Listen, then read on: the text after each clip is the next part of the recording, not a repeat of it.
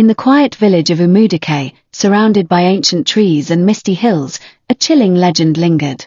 Every midnight, the haunting cries of a child echoed through the village, sending shivers down the spines of those who heard it. Some believed it was the spirit of a lost child, forever searching for its mother. Others whispered that it was a bad omen, a warning of misfortune to come. But no one dared to find out the truth, until now. Young Obinna, a curious and brave boy, had always been fascinated by the mysterious cries. Unlike the others, he did not feel fear. Instead, he felt a deep sadness, as if the ghostly child was calling out to him.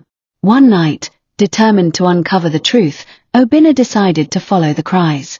With only a lantern in his trembling hands, he stepped into the darkness, unaware of the chilling secrets waiting for him.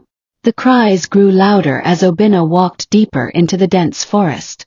The trees whispered in the wind, their twisted branches reaching like fingers in the moonlight. His heartbeat quickened, but he pushed forward, following the ghostly sobs. Then, he saw them, tiny footprints glowing faintly on the damp earth. They looked like a child's, but they vanished after a few steps, as if the child had walked into thin air. "Who are you?" Obinna whispered, his voice barely audible. A sudden rustle in the bushes made him freeze. His lantern flickered wildly, casting shadows that danced like spirits.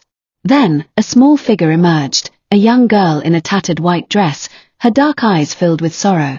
She was pale, almost translucent, and her lips trembled as she wept. I'd seen a ghost before, but the girl didn't seem threatening, just lost. "Why do you cry?" he asked gently. The girl sniffled, her large eyes shimmering. "I can't find my mother," she whispered. She promised she would come back, but she never did. Obinna's heart ached. "What's your name?"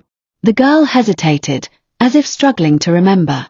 Then, in a soft, broken voice, she murmured, "Neka." Neka led Obinna deeper into the forest, her small feet barely touching the ground. She stopped near an old, forgotten grave, covered in moss and wildflowers. "This is where I sleep," she murmured, tracing the worn-out name on the tombstone. Obinna shivered. "You mean you are?" She nodded, a tear rolling down her cheek. "I was waiting for Mama, but she never came back." Obinna clenched his fists. A child should not be left waiting, even in death. "I'll help you," he promised. "We'll find your mother."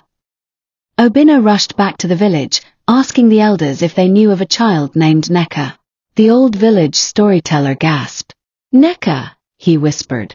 She was the daughter of Adiz, a woman accused of witchcraft long ago. The villagers chased her away, leaving Neka behind. The poor girl died waiting for her mother.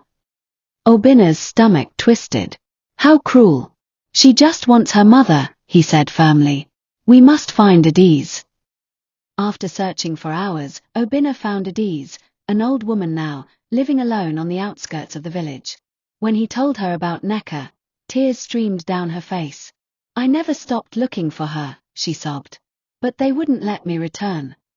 Obinna took her trembling hand. "Then let's go to her now." As Adiz reached the grave, Neka appeared. Her ghostly form trembled as she saw her mother. "Mama," she whispered. Adiz fell to her knees. "My child." Neka ran into her arms, and for the first time, Obinna saw her smile. A soft glow surrounded them, as if love itself had the power to mend the past.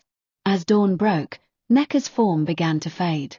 "Thank you, Obinna," she whispered. "I can rest now." With one last smile, she vanished into the morning light. Obinna wiped his eyes. He had set a lost soul free. And from that night on, the village never heard the ghostly cries again. Leave a comment what you think. Like and share for more.